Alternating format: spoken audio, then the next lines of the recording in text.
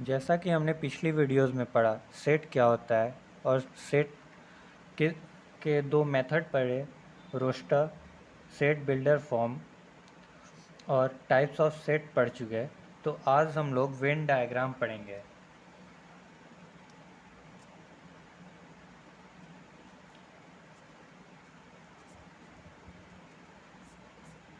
Venn diagram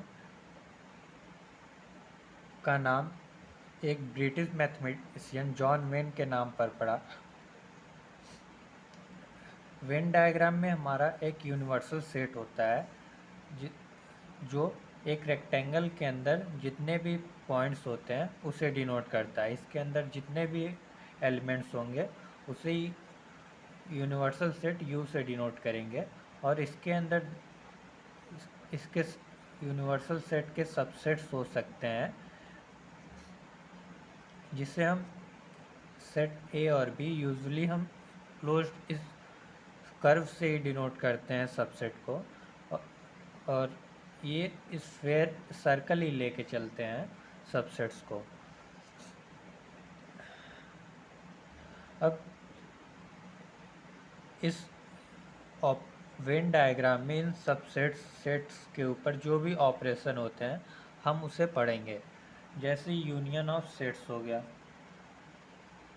union of sets,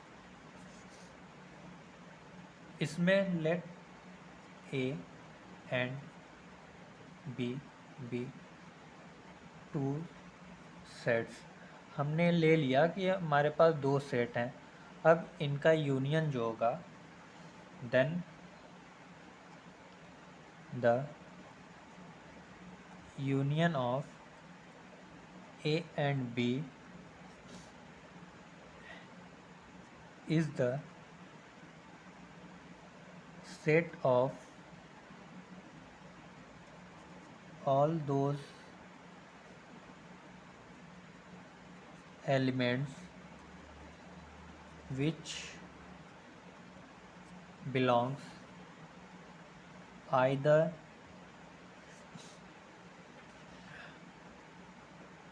to set A or to set B or to both set A and B। या union का मतलब ये हुआ कि हमने अगर दो सेट लिया तो उस दोनों सेट का यूनियन वो होगा, ऐसे एलिमेंट्स का कलेक्शन होगा, या तो वो सेट ए के सभी मेंबर हों, या तो सेट बी के हों, या तो दोनों सेट के हों। इसे हम यूनियन कहेंगे। सिंपली जैसे हमारा ये वेन डायग्राम के थ्रू समझते हैं।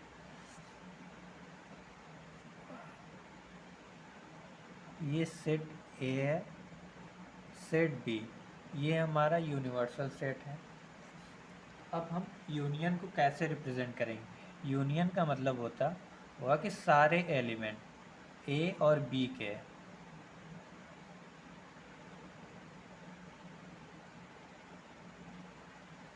ये हमारा होता है ए यूनियन बी। यूनियन को हम जो नोटेशन यूज़ करेंगे यूनियन के लिए, वो ये होता है A union B.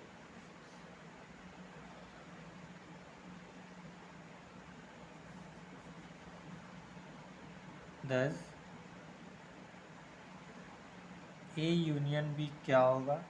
X such that x belongs to A और एक्स बिलोंग्स टू बी। ये होना चाहिए, या तो ए के सारे मेंबर या तो बी के। इससे क्या पता चल रहा है कि हमारा जो एक्स होगा वो ए यूनियन बी में ही होगा। इसका मतलब क्या होगा? This implies and implies x जो होगा ए में होगा और या तो बी में हो बिलोंग करेगा।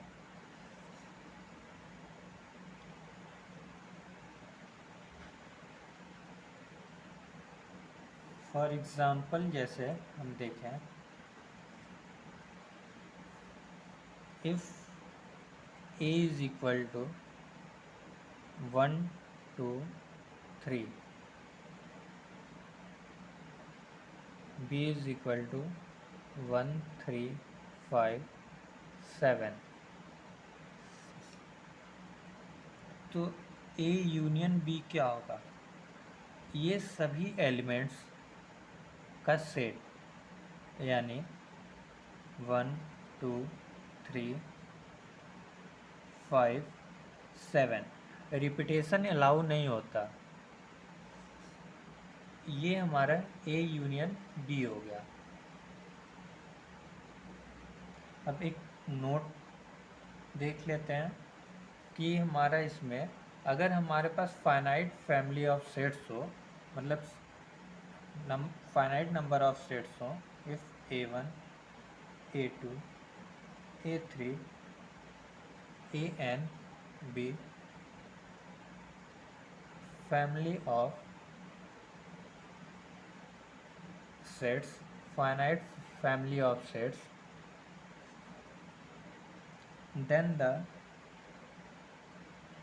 union is denoted by I is equal to 1 to n AI, और A1 union A2 union A3 union dot dot dot union AN, इस तरीके से हम रिप्रेजेंट करते हैं। अब अगला हम इंटरसेक्शन के बारे में पढ़ेंगे, intersection of sets.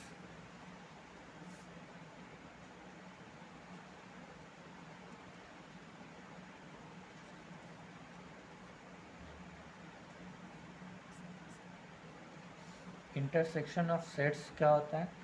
Venn diagram, जैसे हम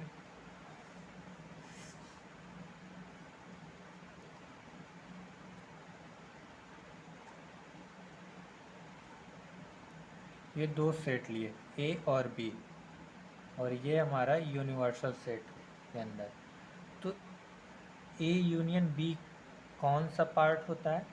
ये शेडेड पोर्शन हमारा ए इंटरसेक्शन बी शो करता है, यानी जो कॉमन पार्ट होता है वो इंटरसेक्शन होता है, यानी let A and B be two sets,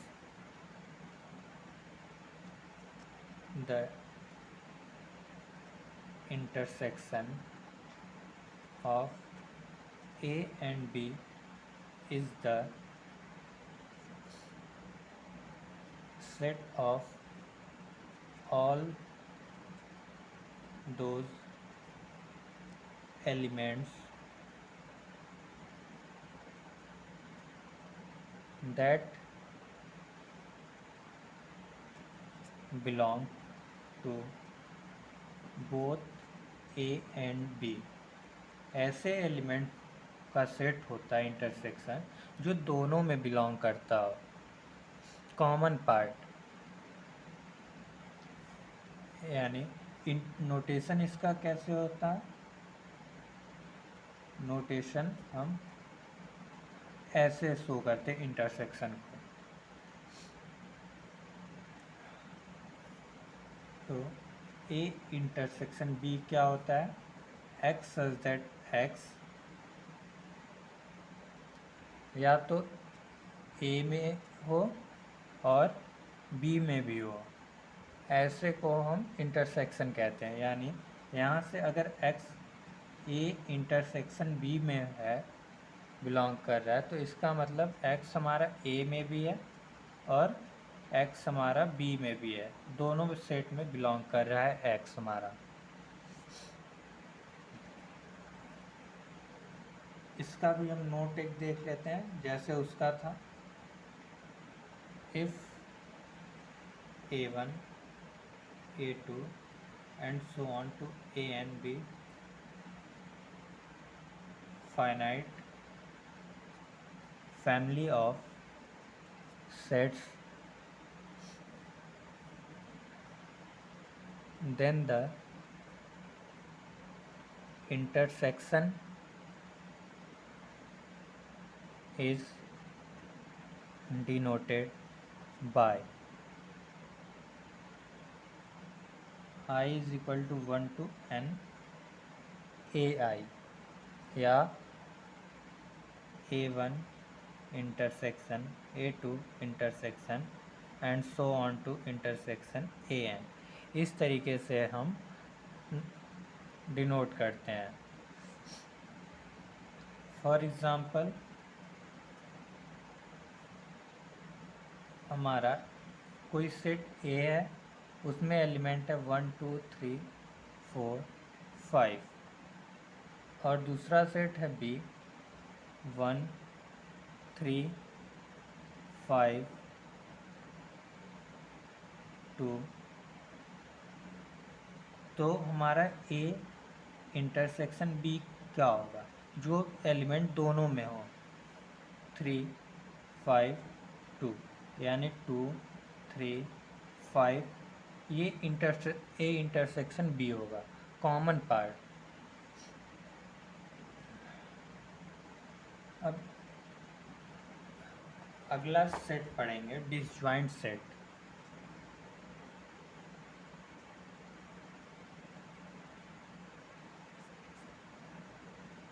disjoint set होता क्या है, अगर हमारे पास दो सेट ए और बी है, अगर हमारे पास दो सेट ए बी है, let A and B be two sets, then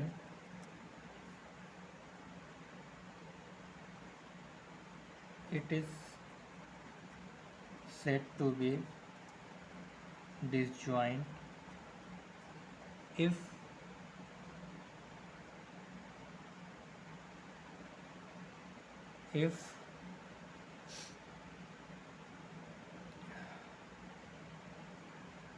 A intersection B जो हो वो 5 हो, यानी इम्प्टी आना चाहिए, इंटरसेक्शन में एक भी कॉमन एलिमेंट ना हो। अगर if A intersection B not equal to 5, यानी उसमें एक भी एलिमेंट आ जा रहा है, तो इस तरीके के then A and B are set to be intersecting और overlapping सेट्स। ऐसे सेट को ओवरलैपिंग या इंटरसेक्टिंग सेट बोलेंगे। फॉर एग्ज़ाम्पल हमारा एक सेट ए है 1 2 3 4 5 6 और दूसरा सेट बी है, इसमें है 7 8 9 10 11 और एक सेट सी है, उसमें है एलिमेंट 6 8 10 12 14। ये हमारे पास तीन सेट दिए हुए हैं। तो यहाँ से हम देखें ए इंटरसेक्शन बी, इसमें क्या कॉमन है, कुछ नहीं है, यानी 5। ये हमारा डिसजॉइंट सेट है। और हम देखें बी इंटरसेक्शन सी क्या है, इसमें कोई कॉमन 10 8, यानी 8 10 कॉमन। ये इंटरसेक्टिंग सेट है या ओवरलैपिंग सेट है। और हम ऐसे ही ए इंटरसेक्शन सी भी देख लेते हैं, इसमें क्या क्या कॉमन है 6। ये भी हमारा इंटरसेक्टिंग और ओवरलैपिंग सेट है। अब अगला हम पढ़ेंगे डिफरेंस ऑफ सेट्स। इसमें हम दो सेट ले लेंगे, let A and B be two sets. दो सेट ले लिए तो डिफरेंस जो होगा the difference of A and B written as A minus B, ऐसे हम डिफरेंस को डिनोट करेंगे। और ये क्या होता है, is the set of all those elements of A which do not belongs to B. यानी अगर हमने दो सेट लिया ए और बी, तो उसका जो डिफरेंस होगा ए माइनस बी से डिनोट कर रहे हैं, तो ए माइनस बी में हमारे वही एलिमेंट होंगे जो सेट ए के हों, बी में ना बिलोंग करते हों। यानी ए माइनस बी क्या होगा, x such that x belongs to A and x does not belongs to B. यानी हमारा सिर्फ ए का एलिमेंट होना चाहिए ए माइनस बी में। अगर वेन डायग्राम से देखें तो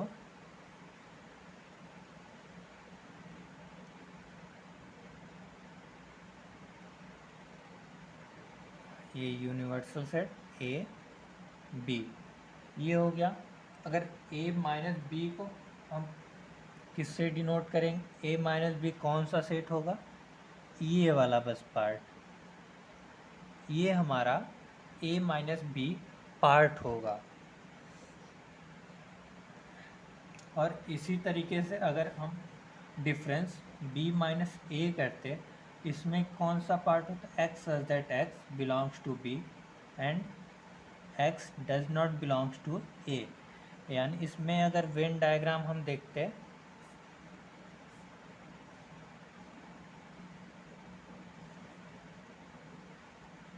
ए बी, यानी इसमें हमारा जो b माइनस ए डिफरेंस होता वो हमारा ये वाला पार्ट हो जाता, कॉमन पार्ट को छोड़ के b वाला पार्ट।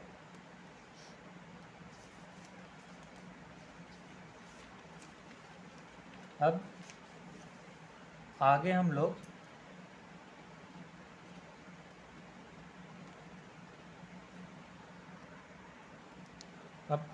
लोग symmetric difference of two sets पढ़ेंगे। Symmetric difference of two sets, इसमें हम दो सेट ले लेते हैं, let A and B two sets, दो सेट ले लिए। तो जो सिमेट्रिक डिफरेंस होगा, the symmetric difference of set A and B is the set A minus B union B minus A and is denoted by A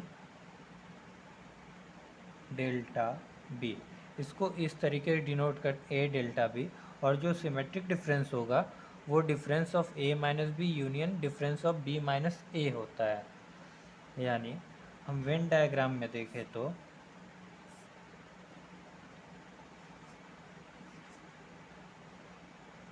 A B, सिर्फ symmetric difference दो set का कौन कौन सा पार्ट होगा, ये part और ये पार्ट, इंटरसेक्टिंग पार्ट हम निकाल देंगे, तो ये हमारा सिमेट्रिक डिफरेंस हो जाएगा। फॉर एग्जाम्पल जैसे हम देखें, एक अगर हमारे पास कोई सेट ए है, 1 2 3 4 5 6 7 8 9 ये है, और दूसरा सेट है बी 1 3 5 6 7 8 9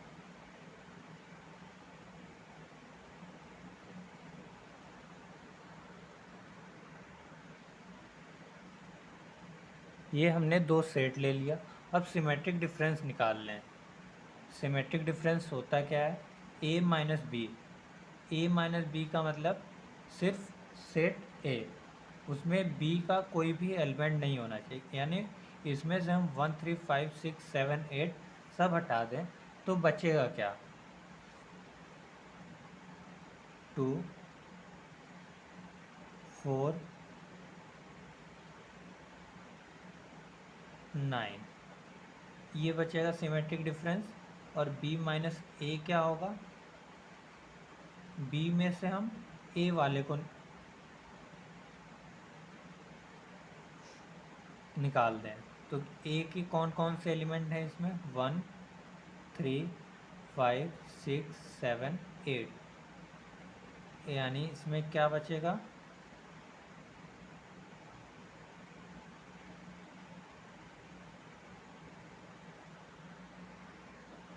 इसमें हम सिर्फ b के एलिमेंट होने चाहिए, a के एलिमेंट सारे निकाल दें। सब निकाल देंगे a का एलिमेंट तो सिर्फ हमारे पास 10 बचेगा। तो जो सिमेट्रिक डिफरेंस होगा a डेल्टा b, वो क्या होगा? इन दोनों का यूनियन। यूनियन क्या है? 2 4 9 10, ये इसका यूनियन होगा। अब अगला जो होता है कॉम्प्लीमेंट। अगला क्या होता है? Complement of a set. Complement में क्या होता है कि हमारे पास कोई यूनिवर्सल सेट ले लेते हैं। Let you be a universal set and let A be a set such that A is proper subset of universal set U. Then the complement of A with respect to universal set U is denoted by A prime और A complement और u minus ए, इस तरीके से denote करते हैं। And is defined the set of all those elements of U which are not in set A। यानी complement क्या होता है? हमने कोई यूनिवर्सल सेट ले लिया और एक सेट A ले लिया, तो इस तरीके से लिया है कि जो A है वो proper subset of universal set है A, तो उसका कॉम्प्लीमेंट जो होता है उसे A प्राइम या A पावर C या U माइनस ए ऐसे डिनोट करते हैं।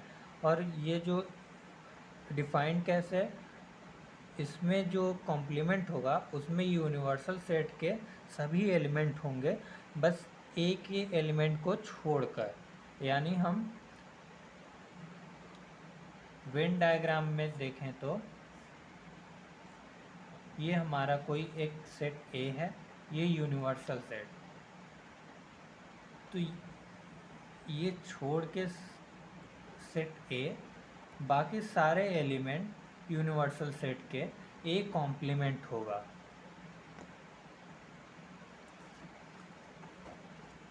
जैसे अगर यानी ए कॉम्प्लीमेंट क्या होगा? x हमारा u में होगा such that x does not belongs to a, ये हमारा कॉम्प्लीमेंट का डिफिनेशन होगा। फॉर एग्ज़ाम्पल हम एक एग्ज़ाम्पल से देखते हैं कि हमारे पास एक सेट ए है 1 2 3 4 5 एंड सो ऑन। इसमें n number infinite number of element हैं, ये एक हमारा यूनिवर्सल सेट है।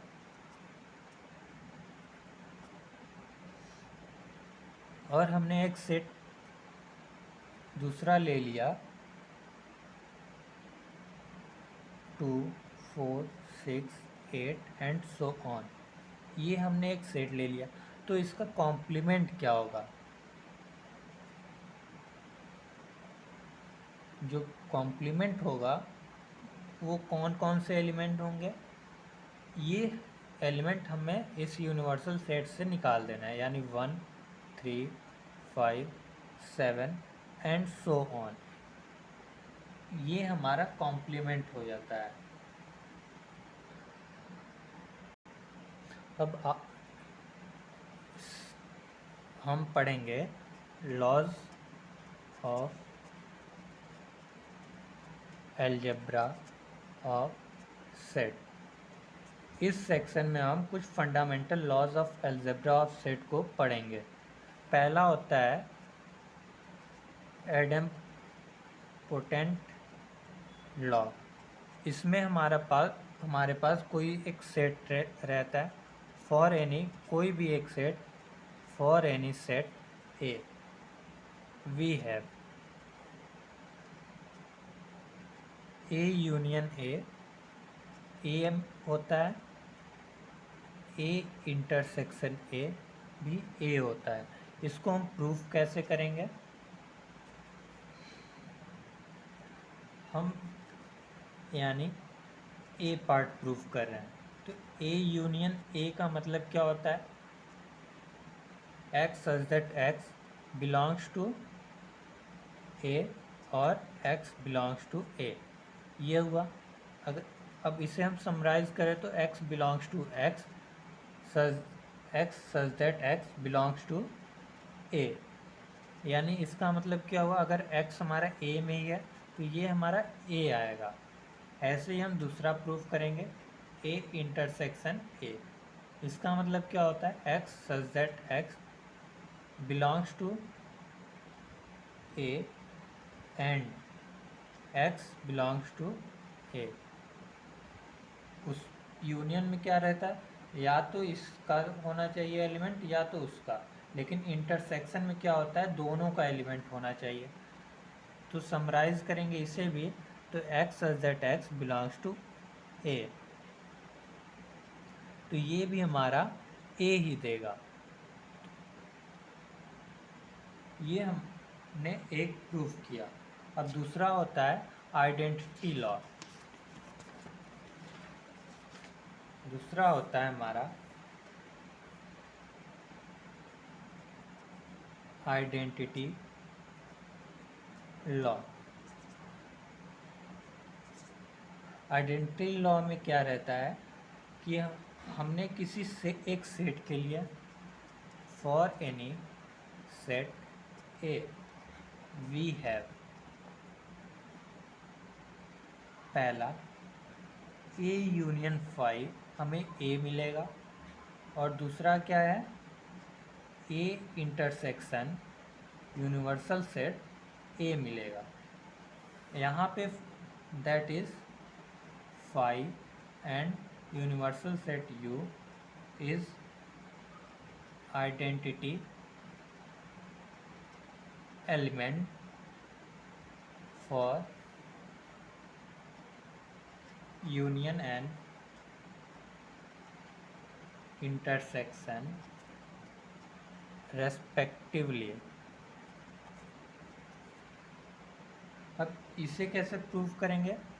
अगर प्रूफ करना हो तो पहला लिए ए यूनियन 5। अब इसका मतलब क्या हुआ? X such that x belongs to A और एक्स बिलोंग्स टू 5। या तो एक्स हमारा ए में होना चाहिए या तो एक्स हमारा 5 का एलिमेंट होना चाहिए। अब 5 में हमारा एक भी एलिमेंट नहीं होता, 5 हमारा एम्प्टी होता है, तो हमारा जो भी एलिमेंट रहेगा वो सिर्फ ए में बिलोंग करेगा, तो यानी इसका मतलब सिर्फ एक का सेट होगा। ऐसे ही हम इसका दूसरा पार्ट करेंगे ए इंटरसेक्शन यूनिवर्सल सेट, यानी इसका मतलब क्या हुआ कि x such that x belongs to A and x belongs to U।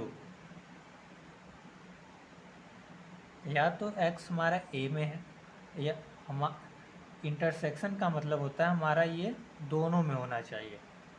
तो x such that x belongs to A, universal set में वो अपने आप ही रहता है, यानी ये भी हमारा A ही मिलेगा। अब तीसरा होता है कॉम्यूटेटिव लॉ। इसमें हम फॉर एनी टू सेट, इसमें कॉम्यूटेटिव लॉ में दो सेट लेके चलते हैं, A and B। We have, पहला जो पार्ट है A union B is equal to B union A, और जो दूसरा पार्ट इंटरसेक्शन के लिए A intersection B is equal to B intersection A। अब इसका प्रूफ करने के लिए हमें एक चीज़ पता होना चाहिए कि अगर हमारा दो सेट है, अगर वो बराबर हैं, कब बराबर होंगे? रिकॉल में अगर हमारा दो सेट इक्वल है, ये कब होगा? दिस इम्प्लाइज एंड इम्प्लाइज अगर A हमारा जो है वो B का सबसेट हो और B जो है वो A का सबसेट होना चाहिए, तभी दो सेट हमारा इक्वल होंगे। तो प्रूफ कैसे करेंगे? Let x be an arbitrary element, कोई एक एलिमेंट ले लिए x A यूनियन B का, यानी x हमारा x belongs to A union B, हमने ये लिया, यानी x हमारा A यूनियन B में बिलोंग कर रहा है, तो इसका मतलब x बिलोंग्स टू A और x बिलोंग्स टू B, ये होगा। इसका मतलब क्या हुआ? अगर x हमारा या तो x B में बिलोंग करे और x बिलोंग्स टू A, इसमें बिलोंग करना चाहिए, ये भी हम बोल सकते हैं। यानी इसका मतलब क्या हुआ? x जो है वो B यूनियन A में बिलोंग कर रहा है, यानी इसका मतलब क्या हुआ कि जो A यूनियन B है वो बराबर है B यूनियन A के। तो ऐसे ही सिमिलरली इसका दूसरा we can prove A intersection B is equal to B intersection A।